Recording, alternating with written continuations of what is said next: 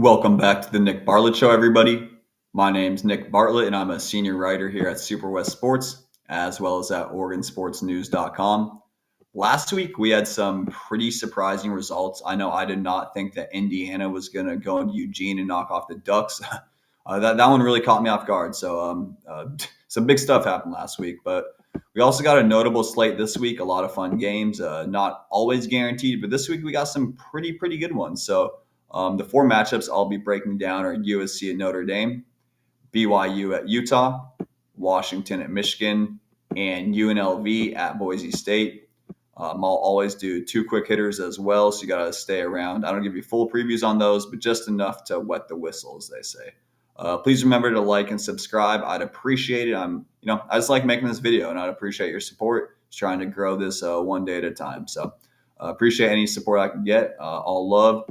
And yeah, it's been a long week. I don't really feel like singing or joking, maybe like I normally would. I'm sure it'll happen, but let's just get straight to the games. So the big four, the first one is USC at Notre Dame. For me, I just want to say I enjoy the classic nature of this game, but let me not spoil my notes here. So if this is the last time these two teams play each other, this is really the right way to go out. Both teams are in need of a victory to keep their college football playoff hopes alive.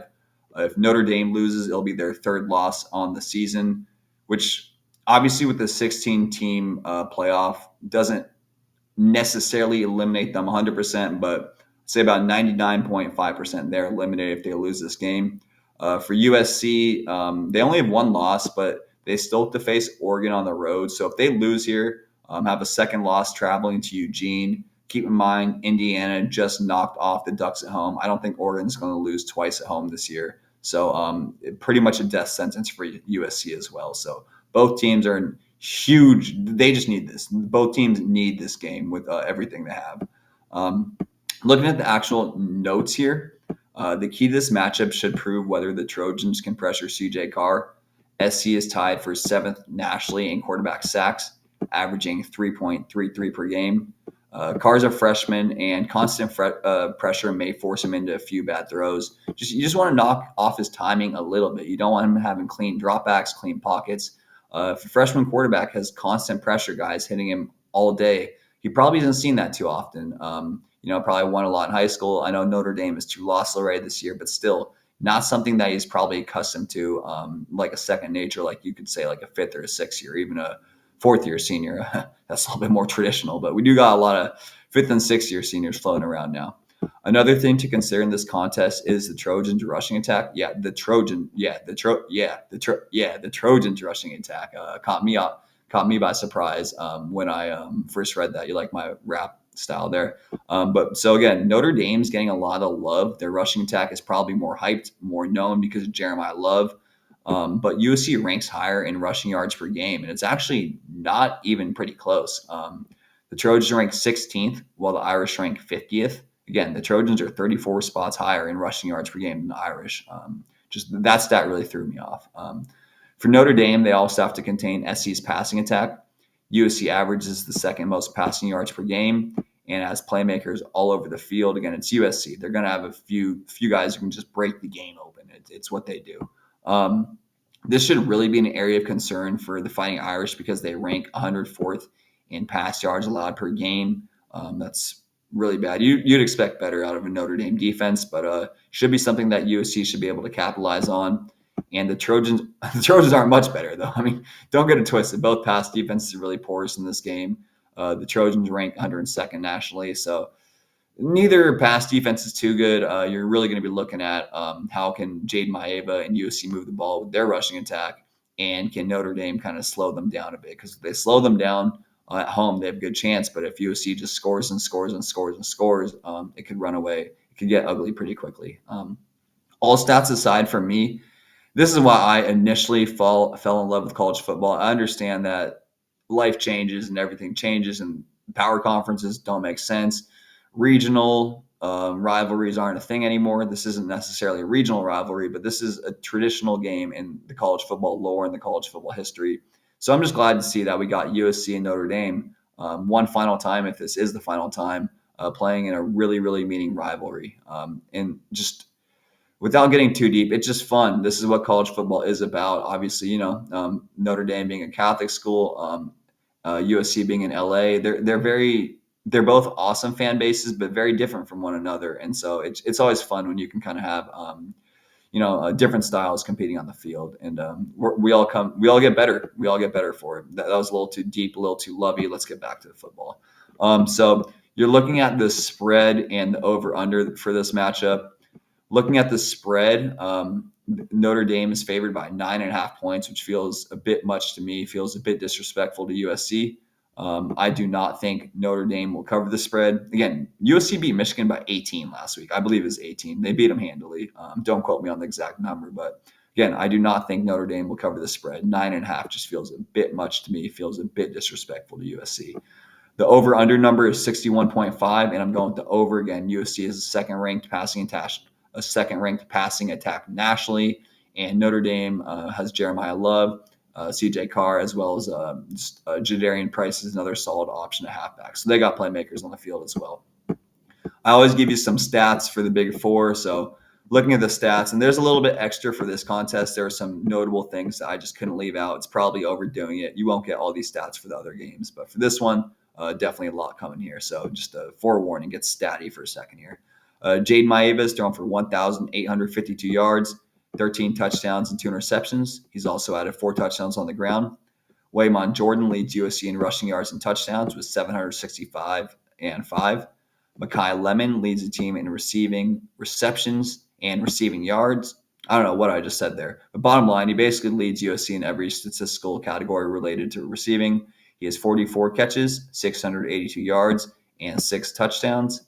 Eric Gentry leads the team in tackles and TFLs with 41 and 7. He also has 3 sacks at the linebacker position. He's an absolute force and someone that Michigan must block. If they don't block him, they could be in a world of hurt. Looking at Bishop Fitzgerald, he has 5 interceptions, which is tied first nationally at the safety position. Notre Dame, CJ Carr is thrown for 1,622 yards, 13 touchdowns, and 3 interceptions. Jeremiah Love leads the team with 530 rushing yards and 8 touchdowns. He's averaging 5.3 yards per carry. And Jadarian Price has rushed for 422 yards and 7 touchdowns. So that's what's kind of alluding to when I was just going through the notes there. You got Jeremiah Love with 530 rush yards and Jadarian Price with 422. So that's a tough duo to stop for sure. Malachi Fields leads the team with 339 receiving yards and is averaging a blistering 18.8 yards per reception. So you got to tackle him after the catch or maybe force him into some slants. Don't let him get downfield. He will burn you. He also has 2 touchdown receptions on the year. And Boubacar Traore leads the team with 5.5 sacks and 6.5 tackles for loss. He has 24 tackles on the defensive line. And again, one final reminder here of the picks. I chose the over in this contest. The number was 61.5. I think USC's offense is going to score a lot of points. And Notre Dame, obviously, will probably be able to take advantage of USC pass defense that's really bad. And I do not think Notre Dame will cover the 9.5 point spread. It just feels a bit much to me. USC had a nice win last week, so it just feels like a bit much to me. Next game we got going on here, one of my favorite. I think it's underrated nationally in terms of rivalries. Utah and BYU fans are. It's like I find it comparable to the FBS, FCS level. You talk about Montana State. They just have great fan bases, even though they may not be the biggest programs nationally. And I think the same thing for Utah and BYU.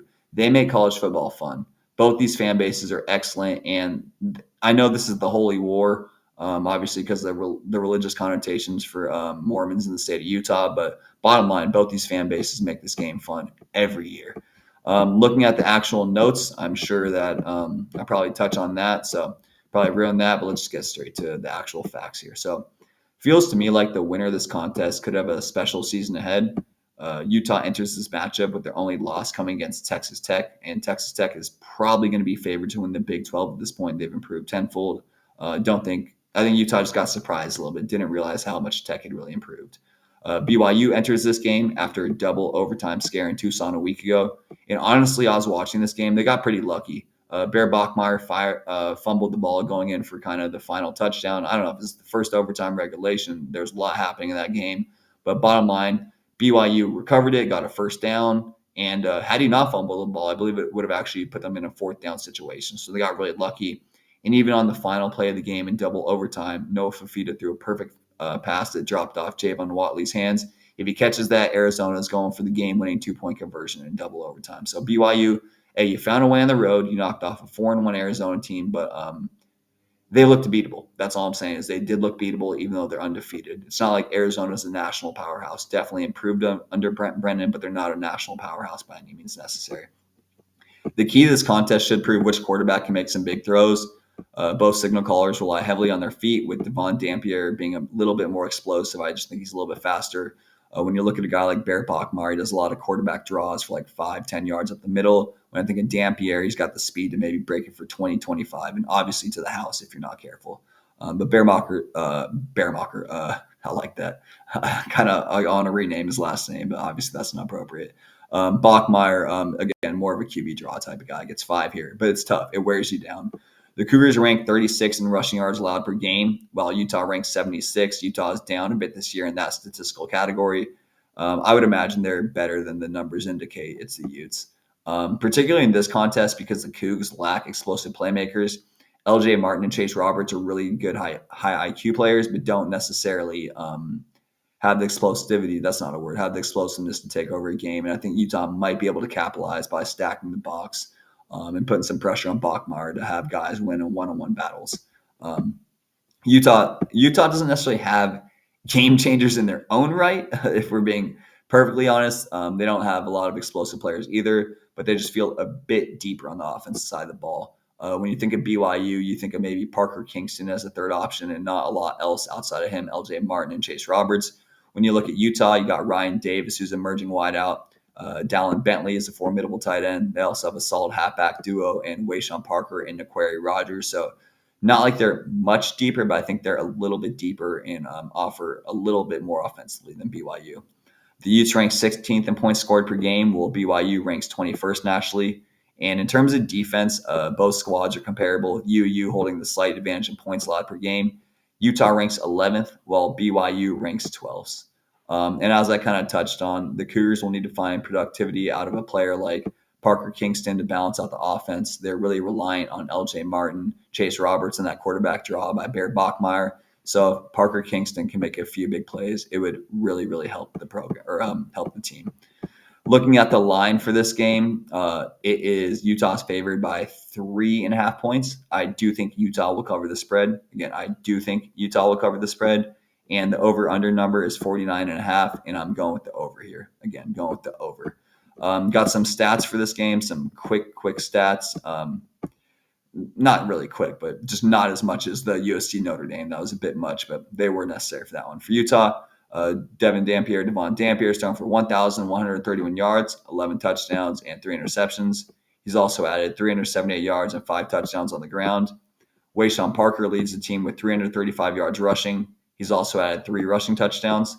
Ryan Davis leads the team in receptions and receiving yards with 39 and 416. He also has 2 receiving touchdowns.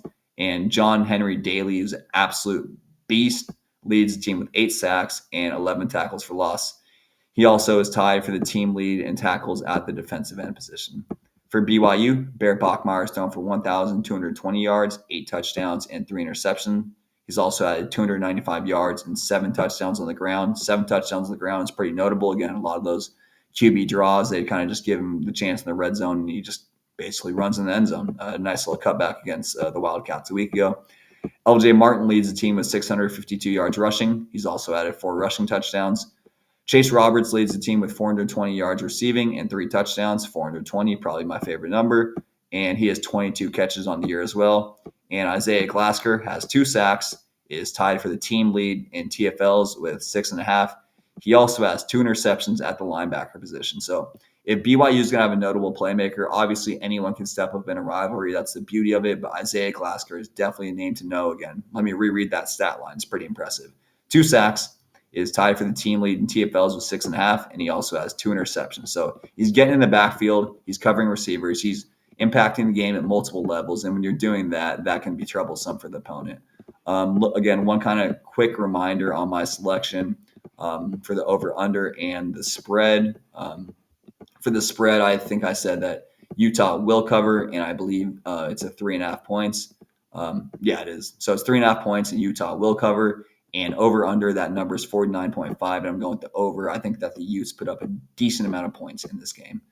Next game we're going to talk about is making my way back to my hometown, except the game is actually in Michigan, so we're not going to my hometown. But my hometown team is playing. Not my team, but my hometown team playing.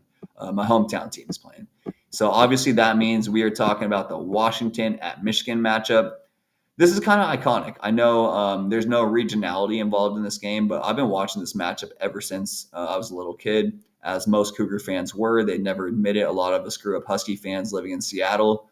So I really enjoyed Washington versus Michigan growing up. This was a constant rivalry. Sometimes Michigan won, sometimes Washington won, and one of those just kind of like USC Notre Dame, not on that level. There is some history in this matchup, and that makes it pretty fun. Looking at the actual notes here before I always start talking and maybe kind of blow a point or two. Let's just get to the notes. So yeah, to me, this is one of the more interesting matchups in the Big Ten this year. Washington enters this contest with two reputable wins against Maryland and Rutgers, but they haven't had a defining road victory since entering big territory. Jedd Fisch got his first road victory with the Huskies in the Apple Cup against the Cougars, and then got his first Big Ten road victory against Maryland. They were behind 20-0 in that contest, and ended up scoring the final 24 points and won 24-20. But again, no notable road victory for Jedd Fisch since joining Washington. He has a chance to change that here in Ann Arbor. Michigan enters this contest after being handled by USC a week ago. I think that result surprised a lot of people. USC's defense proved a little bit better than people expected. This contest should prove a matchup of styles, as the Wolverines feature the 19th ranked rushing offense led by Justice Haynes, while the Huskies have the 24th ranked passing offense led by Damon Williams Jr. USC was able to limit UM to 109 yards rushing, which is kind of what I was just touching on a little bit earlier, which is more than 100 yards below their yearly average. Washington ranks 8th in rushing yards allowed per game, which should bode well for them. Michigan's pass offense ranks 93rd in the country, and they've struggled when their run game stymies. So you're thinking that Washington was able to kind of hold their own against Ohio State on the ground. So you're thinking Michigan might have a little bit better of a ground attack, but you do think that that Washington should be able to limit Michigan a little bit. Bryce Underwood's a decent quarterback, but again, just hasn't proven himself in a big game yet. He's a freshman. He just hasn't had that opportunity. And again, they just are so reliant on the run game that he doesn't necessarily have to make the big throws, or hasn't had to yet, at least. Underwood's thrown for 1,210 yards, 5 touchdowns, and 2 interceptions. He's also added 177 yards and 3 touchdowns on the ground. And as we touched on, Justice Haynes is the Wolverines' leader on offense. He's an absolute beast at the halfback position. I'll give you the stats when I do the extra stats at the end here. Michigan's defense allows 18.7 points per game. Bottom line, this is a tough matchup to predict for me. I think this is one of the tougher ones I've had to predict all year. Michigan's really hungry for a victory, and they're at home, but I do think Washington's a slightly better team, so it kind of leaves me in a gray area, but you got to make a pick. That's why I'm here. So the spread is Michigan is favored by 5.5 points. I do not think Michigan will cover this spread. Again, I do not think Michigan will cover this spread. The over-under is 50.5, and I'm going with the over. I think that Washington just puts up a decent amount of points in this contest, and I think that's fairly safe to get the over at 50.5. Looking at the stats here, I know we're going to be talking about Damon Williams Jr., and we'll start with him. Has thrown for 1,628 yards, 10 touchdowns, and 1 interception. He's also added 382 yards and 4 touchdowns on the ground. Jonah Coleman, let me throw in a little thing here. Jonah Coleman, I think, is still one of them. I think he's one of the most underrated running backs nationally. I think I've said that for 8 weeks in this show, and I'm excited to see what we can do with Justice Haynes on the field. Maybe people will realize Jonah Coleman's pretty much on that same level, if not better. Yeah, I said that. I'm that high on Jonah Coleman. He's built like Marshawn Lynch. You need 6 guys to tackle him, and he's pretty fast. He is vastly underrated. He's rushed for 518 yards and 11 rushing touchdowns. He's averaging 5.4 yards per attempt. Denzel Boston leads the team in receptions, receiving yards, and receiving touchdowns with 30, 444, and 6. And Alex McLaughlin leads the team in tackles with 42. He's also tied for the team lead with 2 interceptions, including 1 pick six at the safety position. For Michigan, Justice Haynes leads Michigan with 705 yards rushing and 8 rushing touchdowns. He's averaging 7.4 yards per attempt. Told you I'd get that stat for you. Jordan Marshall, also a formidable second option at halfback, has 301 yards rushing and 3 rushing touchdowns. Donovan McCulley leads the team in receptions, receiving yards, and receiving touchdowns with 22, 348, and 2. And Jayshon Barham leads the team with 3 sacks and 6 TFLs. He also has 23 tackles to the linebacker position. Something tells me that Jayshon Barham, if Michigan's going to win, he's going to make a few real big plays. Not sure how he's going to impact the game, but if Michigan's going to win, he seems like a name that we should be circling and starring and squaring in triangulation. Is that a word? What's triangulation mean? But triangle. We'll triangle it up. How about that? So those are all the stats for this one. And again, just a really kind of quick reminder of my pick. I believe I said that Michigan will not cover, and they're favored by 5.5 points. And the over under was 50.5, and I'm going with the over again. I think Washington's offense will do some things here. And again, so yeah, on to the final game. Can I say and again? And one, and two, and three. You guys remember and one mixtape tour? That like street basketball thing when I was a kid? That was kind of cool. It's like where the professor came from. They did all those fancy moves where they put the ball in their shirt and stuff. That was cool. I'm a basketball coach. If any of my players ever actually played like that, I'd probably make them run and put them on the bench and teach them a lesson in humility. But it was fun to watch. They would like throw the ball off people's heads and stuff. There's my random tangent for the day. I didn't sing this day, guys, so I had to throw in some random tangent. You know me by now. So back to football, though. The final game in a game that I know is getting overlooked nationally, and a lot of people are like, why is this in your Big Four? Because it is huge Mountain West implications and potentially college football playoff implications if UNLV wins, which means my final game is UNLV at Boise State. Bottom line here, I think Boise State's favored by a lot, but we'll get to that. This is a rematch of last year's Mountain West title game, but also a chance for UNLV to rectify 2 of their 3 losses. They lost to Boise State twice last year. Their only other loss was a heartbreaker against Syracuse, but that's forgettable. Boise State's the one who really messed up their season. A win in this contest for either team gives them a clear path to the Mountain West Championship game. Boise State might not be able to make the college football playoff anymore with those 2 losses.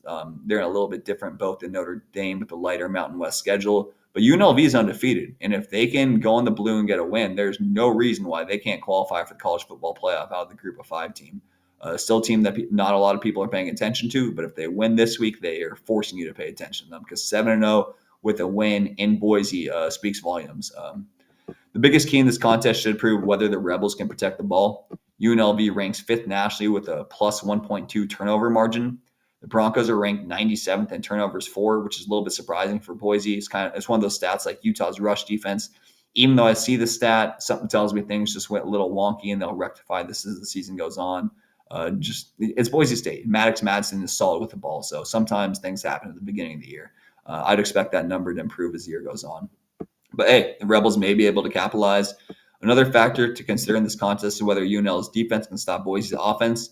The Broncos scored 21 points in the 4th quarter a week ago and averages 465 yards per game in total offense, so they'll be ready coming in hot. Vegas allows 445 yards on defense per game, and UNLV ranks 118th in rushing yards allowed per game and 69th against the pass. So they got to be able to handle Boise State's offensive line. 118th in rushing yards allowed on the road in Boise. That could really, really hurt them. If they don't find a way to stop Boise's ground game, they can get ran over for the 3rd straight time. And I know they don't want that. Even with a new head coach, it still feels the same if you're a Rebels fan. That's for sure. Bottom line again, this should prove troublesome because Boise State is a balanced offense. The Broncos rank 29th in passing yards allowed per game and 50th in rushing. UNLV, as we touched on, comes in the matchup undefeated, but they are projected to lose by essentially 2 touchdowns, which, I get it because Boise State is a really tough to beat at home and probably the more talented team, even with their 2 losses. But 12.5 spread feels like a lot. But guess what? I do think Boise State will cover that. Tricked you. Gotcha. I just think they will cover it. Boise State still playing for a lot. Really kind of want to continue to be, I know a lot of people think maybe Washington State, definitely not Oregon State anymore, is maybe the face of the new Pac-12. It should be Boise State. Wake up. It should be Boise State. They've been the best football team in the inland Northwest. If you're not from kind of Washington, Idaho, Montana region, the Pacific Northwest is Seattle and the coast. And, Eugene could maybe fit that bill. But Portland obviously fits that bill. But the inland Northwest is kind of like Eastern Washington, Idaho, Montana, as we touched on. And Boise State has ruled that region for a long, long time. And they should be favored as the best team entering the new Pac-12 era. So I think they want to kind of keep that reputation going. I mean, they smoked WSU last year with Ashton Genty. They won the Mountain West title. So this is still their region. And it'd be disrespectful to say otherwise. But again, looking at the spread, I do think Boise State will cover the 12.5-point spread. The number for over under 62.5 under, I think that's so high. I understand UNLV's offense has been good. That Jaden Thomas and Anthony Cohen-Dre are both really solid, but 62.5 feels like way too much for this game with Boise's defense out there. Looking at the stats, and these are the final stats today. I'll go to the quick hitters after this, which obviously are quick. That's why they're quick hitters. But final stats on this one, UNLV, Anthony Cohen-Dre is thrown for 1,403 yards, 10 touchdowns and 3 interceptions. He's also added 323 yards and 3 touchdowns on the ground. Jaden Thomas is their best player on offense at the halfback position. Leads the team with rushing with 577 yards and 6 rushing touchdowns. He's averaging 8 yards per attempt. That's really impressive. And Jaden Bradley leads the team in catches and receiving yards with 28 and 493. He's also tied for the team lead with 2 touchdown receptions. And Amaris Brown leads the team with 4 interceptions, and 2 of those he returned for a touchdown. He also has 2 sacks, 3 TFLs, and 2 pass deflections at defensive back. So do not throw the ball. Don't do anything near Amaris Brown. Just avoid a player like that. Again, there's some stat sheets and some stat lines you got to reread, and this is one of those. So 4 interceptions, 2 of those he returned for a touchdown. He also has 2 sacks, 3 tackles for loss, and 2 pass deflections at defensive back. That's absolutely crazy. He's impacting the game on every level. Again, the 2 sacks and 3 TFLs at defensive back is really, really impressive. For Boise State and Maddox Madsen, that's thrown for 1,570 yards, 11 touchdowns and 5 interceptions. He's also added 2 touchdowns on the ground. Just reliable veteran quarterback. Dylan Riley leads the team with 494 yards and 5 touchdowns. He's averaging 7 yards per carry. Ben Ford leads the team with 5 touchdown receptions. He has 299 receiving yards and is averaging 15 yards per catch. And Ty Benefield at safety leads the team with 44 tackles and is tied for the team lead with 5.5 tackles for loss and 2 interceptions at the safety position. I do think Boise State will cover the 12.5-point spread. I scrolled down to the bottom of my notes. I don't remember the number, but I remember the numbers in the 60s, and I'm definitely picking the under for this contest. So again, Boise State covers a pretty lofty spread and pick the under for this contest. I believe that's my first under for the day here. Quick hitters, which if you haven't figured it out, you want me to say it again, should be quick, maybe, fast, slow. Yeah, you get it. Texas Tech at ASU is the first one. Spread, Texas Tech favored by 7.5 points. I do not think Texas Tech will cover. There's just some kind of issues. Basically, this game, I heard Sam Levitt's going to play for ASU. Tech doesn't necessarily know if Bayron Morton's going to play, so still a little bit of uncertainty at the quarterback position. So that's why I don't think Tech will cover the 7.5 points. Over under 51.5, it's still Tech and ASU. Even hell, you could have 2 backup quarterbacks in there. They're probably going to beat that 51.5 mark. So I'm going with the over there. I think that's pretty much all I need for this game. If you want to throw one final thing out, Tech does have some good skill position players. And at halfback, I think at halfback there's a name to know. It's Cameron Dickey's an excellent running back. Dickey's rushed for 263 yards last week, and he's rushed for 591 yards, 8 touchdowns, and is averaging 7.5 yards per carry. So again, Tech will not cover the 7.5-point spread, and I'm going with the over in this one. And the final quick hitter is going to be Arizona at Houston. I think you're looking at the spread. Arizona is favored by 1.5. I do not think Arizona will cover the spread. I think they might be a little beat up coming off a tough double overtime loss. And now you got to travel and play good defense. And actually, Houston is a good quarterback as well now, which is pretty new for them. They were one of the worst offenses in the nation last year, and they actually have a quarterback this year. Connor Wegman's been doing his thing for Houston. I got a chance to see him against Colorado. Pretty solid player all around. So I think they're a little bit better than people realize. I do not think Arizona will cover the 1.5-point spread. And we're looking at the over-under, 46.5. Even though it's pretty low, I'm going to go with the under. I think Arizona's a little bit beat up. Houston has a good defense historically as well as this year. And Arizona has one of the best secondaries in the nation. I don't think a lot of people realize that. So definitely thinking the under for this one. Looking at the final kind of recap, just kind of going to take you guys out of here now. Thank you everyone for watching the show. Appreciate it. Seriously, without you guys, I'm nothing. So I appreciate your support. Here's a quick recap of my picks for the day. I do not think Notre Dame will cover the spread.